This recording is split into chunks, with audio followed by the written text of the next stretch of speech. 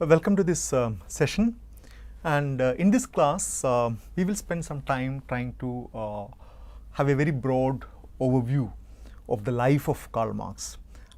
We will not be going into any of the specific discussions or any specific contributions of Marxian theory, but I thought I will spend some time trying to provide you a very broad description, broad overview of the man, the political activist, the philosopher, the revolutionary, and one of the most profound intellectuals of modern times.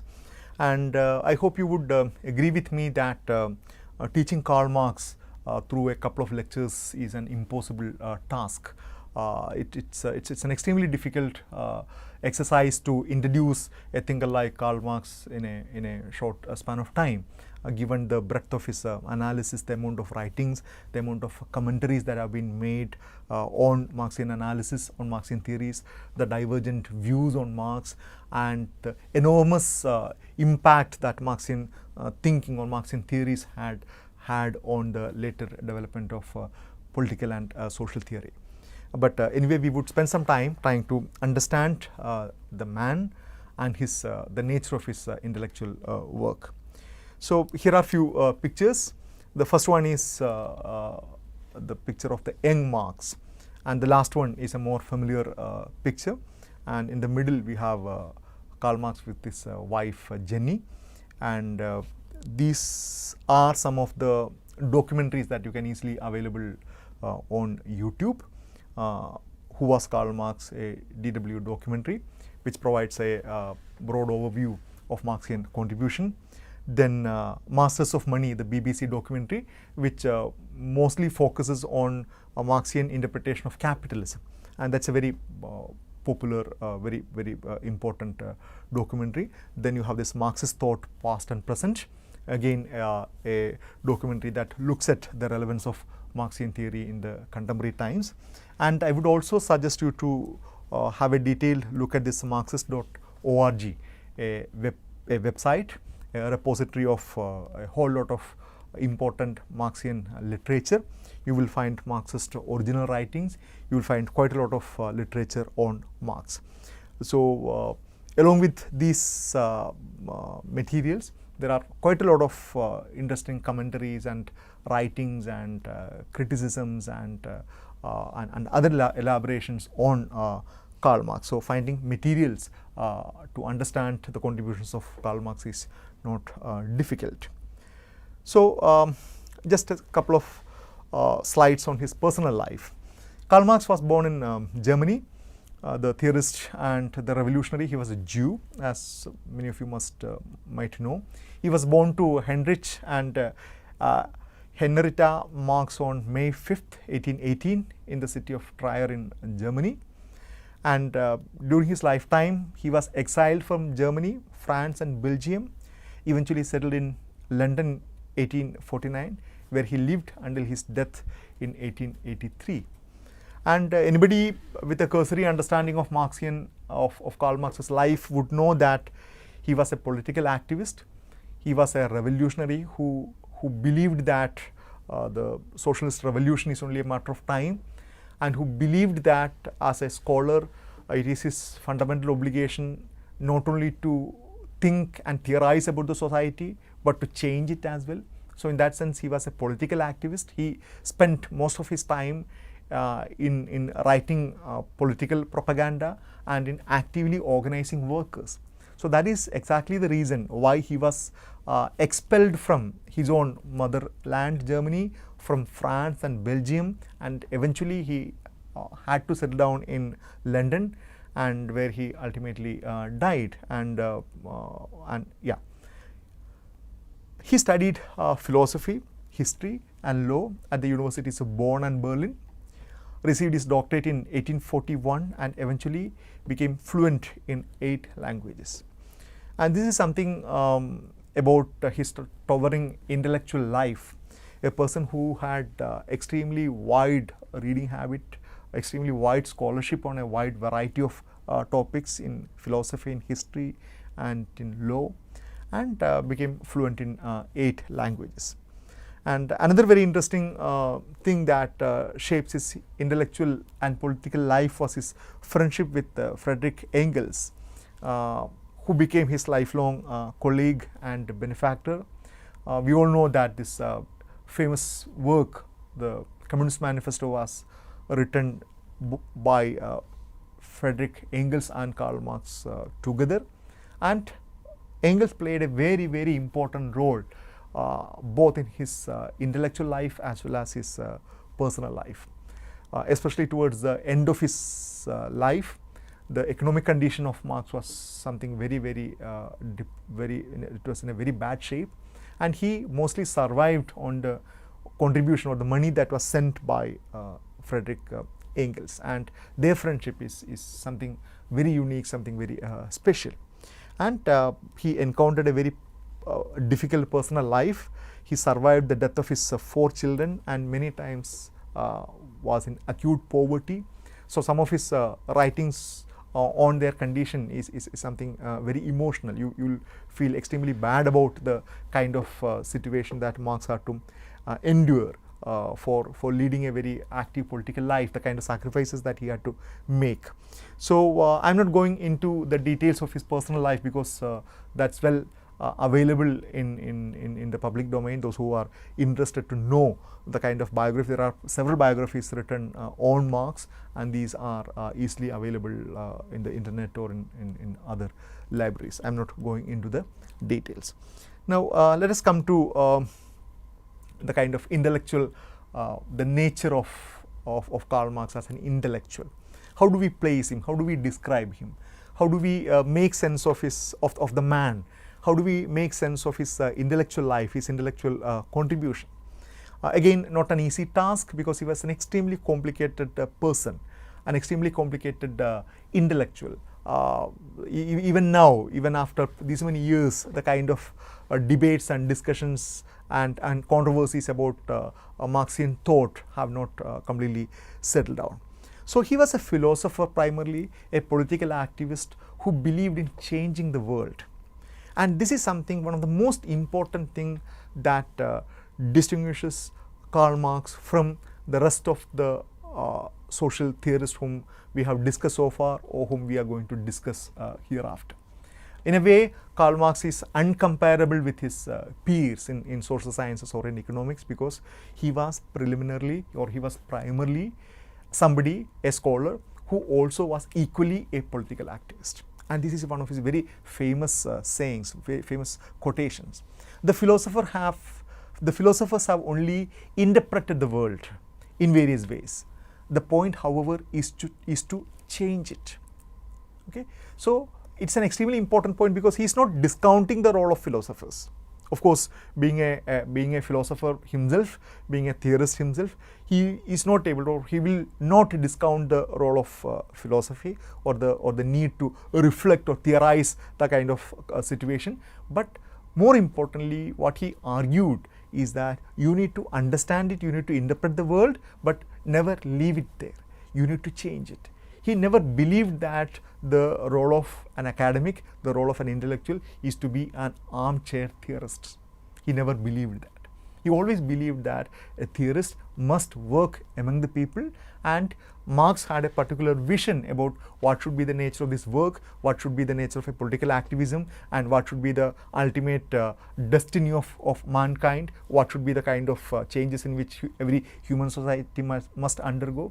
So you can criticize, we can disagree with that kind of understanding about the world, but personally he believed that he committed his entire life for the kind of an activism for which he had to pay a huge price. As we have just mentioned, he was expelled from various countries and his financial condition was very bad, and he never had a kind of a settled life. He never had a proper job in that sense of the word. He became a journalist. He worked as a freelance writer, as a journalist.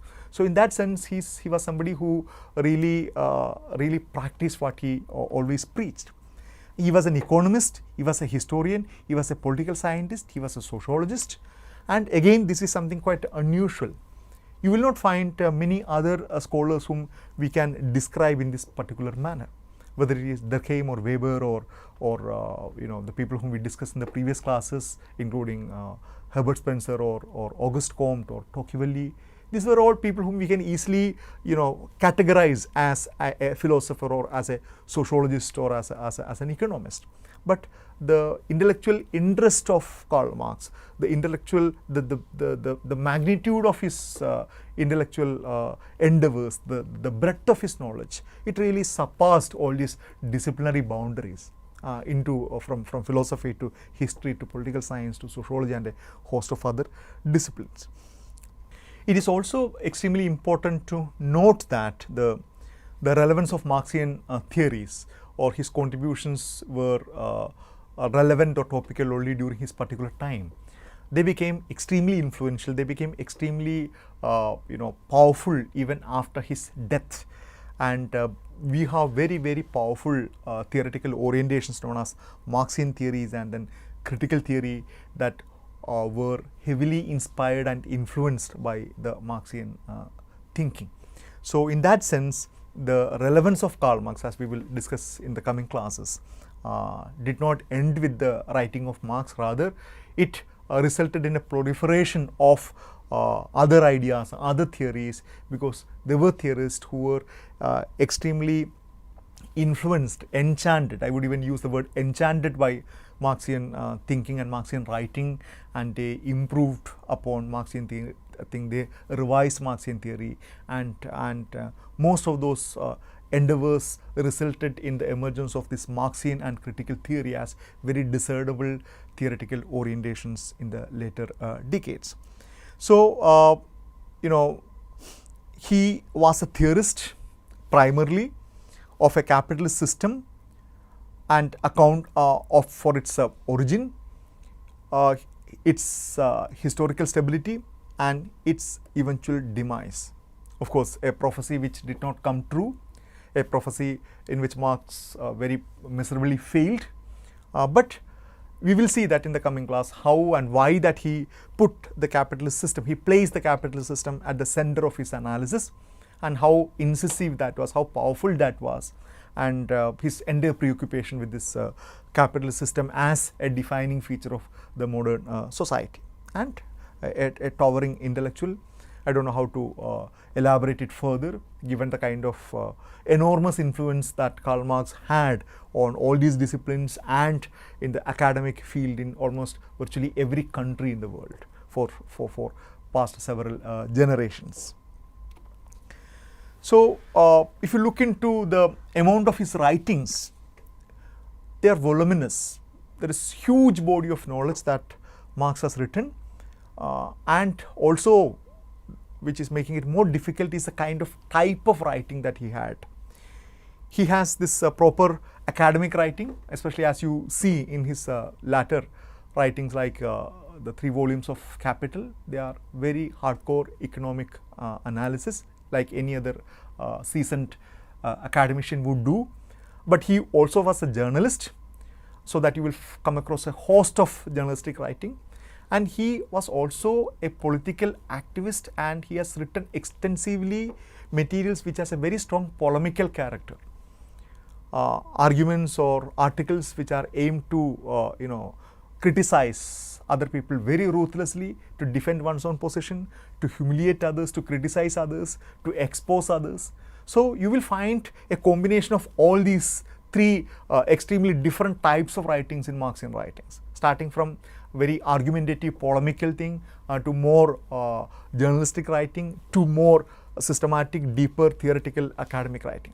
So a person combining all these 3 forms of writing is again an unusual scenario in the overall scenario of academic life.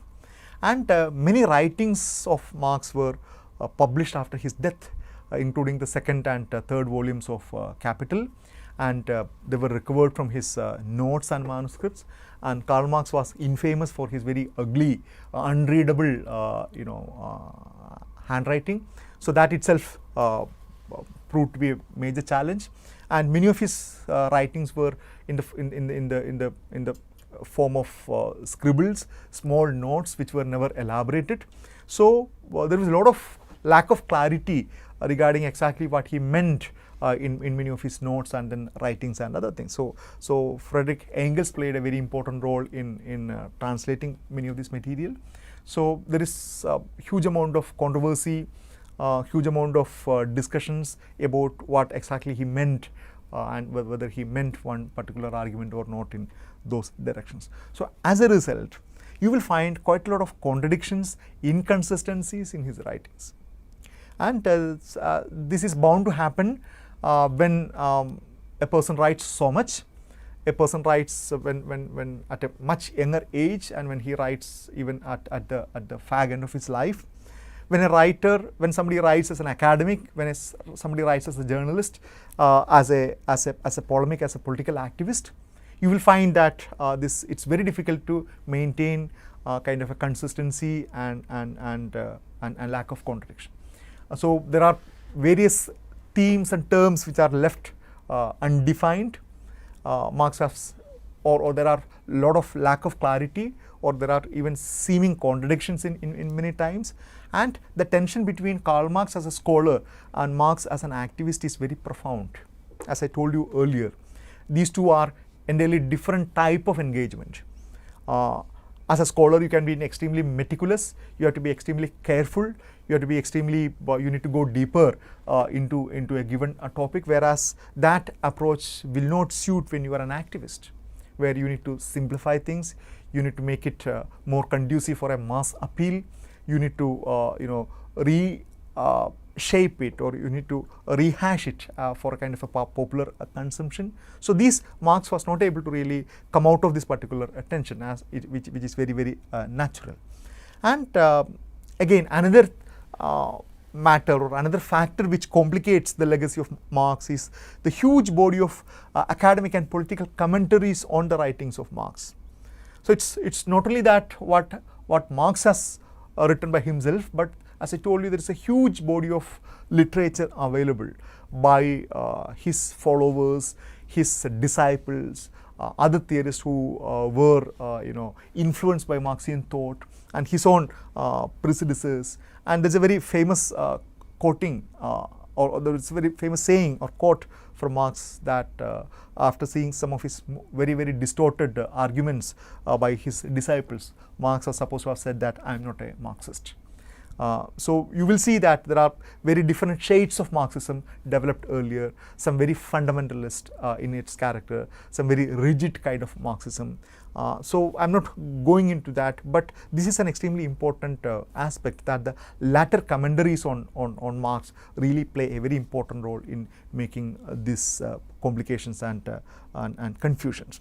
And another very important part is that Marxian writing became official ideology and propaganda of communist states, whether it is China or in Russia or a host of other countries in the left bloc. And we know that the moment a particular academic or particular theoretical work becomes a part of a statist agenda, whether it is communist or capitalist or any other thing, then distortions are bound to happen. So when an academic contribution or a theory is being channelized into propaganda, then it loses quite a lot of its character, because you can't have a propaganda with ambiguity. You can't have a propaganda with more open-ended inquiry. The propaganda has to be very, very closed. It has to be very, very, very, very unidirectional.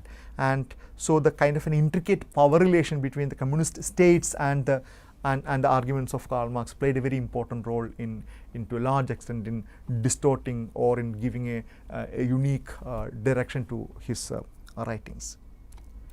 And another very useful or very widely prevailed intervention to understand Marxian writings is this distinction between this young Marx and the matured Marx, a kind of distinction that is widely accepted by scholars, where the young Marx is supposedly the kind of writings by Marx when he was in a more youthful age, comprising of his writings of Karl Marx between 1841 and 1848, and the matured Marx is supposed to be the latter. And when you talk about the young Marx, you will see he is more philosophical, because that's the time when he's fighting with the young Hegelians, and then he's fighting with Hegelian idea. So you will see a person who is more politically oriented, more philosophical, who is more romantic, and who writes on a host of issues like alienation and religion and other things. Whereas the matured Marx is more clinical in his approach. He's more scientific in his approach, and he discusses mostly with with more substantial issues like capitalism and other things. So a host of writings like Introduction to the Critique of Hegel's Philosophy of Law, The Jewish Question, The Poverty Philosophy, and this poverty philosophy is a major rebuttal to one of these young Hegelians. And Economic and Philosophic Manuscripts of 1844, The German Ideology, The Communist Manifesto. So all these are the writings which are usually attributed as the writings of this young Marx, whereas the 3 volumes of Capital and contributions to the critique of political economy are considered to be his substantial work, which are attributed to the matured Marx. So we can say, even without an iota of doubt, that Marx continues to be relevant today. Marx continues to be important today. Of course, we know that his prophecy about the demise of capitalism did not come true. Capitalism thrived. Capitalism proved to be the most resilient of the economic systems that human society has witnessed so far. So in that sense, there are a lot of people who believe that Marx no longer has any relevance. But that's not the case, because his critique of capitalism is extremely important. There is no other economist, there is no other scholar who has dissected and understood the inherent logic of capitalism like Karl Marx. There's no better scholar on capitalism than Karl Marx. And capitalism, it continues to be important. It continues to be the most dominant form of economic activity, economic framework, especially with the collapse of the Soviet bloc. At the same time, we know that capitalism is not free from its contradictions. There are quite a lot of scholars who are extremely skeptical about the longevity of capitalism as a particular system because of various reasons. And again, if you look into some of the primary contributions of Karl Marx, his foregrounding of the material conditions and economy as the primary focus of analysis is something extremely important. He was the first scholar, or he is the most profound scholar who vehemently argued to foreground the economic angle, or the questions of materiality, the questions of production, the questions of material condition into your frame of analysis. So whether the moment you try to understand the contemporary society against a whole set of later academic trends that that valorize, that foreground culture and ideologies and other things, Marx would repeatedly remind you to focus on these conditions of materiality, conditions of production, conditions of economy, the way in which different sections of people are entangled in this whole process of economic production. And that is an extremely important, invaluable focus which provides you with quite a lot of insights and understandings about the way in which a society functions. And he was a person who was concerned with the questions of class inequality. No other scholar, for that matter, can come anywhere near to his genuine concern about the questions of class inequality. So we know that class inequality is not only a situation that different classes are positioned differently, but it has very specific empirical consequences. Inequality generates its own set of consequences in terms of access to certain resources, in terms of access to certain life conditions, life chances, and a host of other issues. So Marx, one of the fundamental engagements of Karl Marx was this whole question of class inequality, and from there his commitment to the ideals of equality, justice, and human emancipation. He was personally extremely concerned with the question of equality, with justice, and an idea of emancipation, of human emancipation. maybe it looks very vague. This term emancipation looks very vague. What does one mean by the whole idea of a human emancipation? It looks very vague, but it's a very enchanting idea that you dream of a more egalitarian society. You dream about a society where human beings are treated equally. That is an extremely powerful imagination. That's an extremely powerful dream. And in the social science circles, Karl Marx is the one who really, really, came up with that dream. He was the one who was the most advocate of that particular imagination and that particular kind of dream. So in that sense, Marx was not only he was not a dry academic who could understand and analyze things in a very impassionate manner. He never claimed to be neutral. He never claimed to be, impassionate or objectivist in that particular sense. He very specifically, he very consciously, deliberately took side. He stood with the people who were less privileged. He stood with the proletariat. He stood with the workers. He stood with the poor, and that was his political commitment. So, Karl Marx appears as a person with unique political commitment, unique intellectual faculties, and an extraordinary intellectual. So I will end here. We will discuss more specific contributions of Karl Marx in the coming classes. Thank you.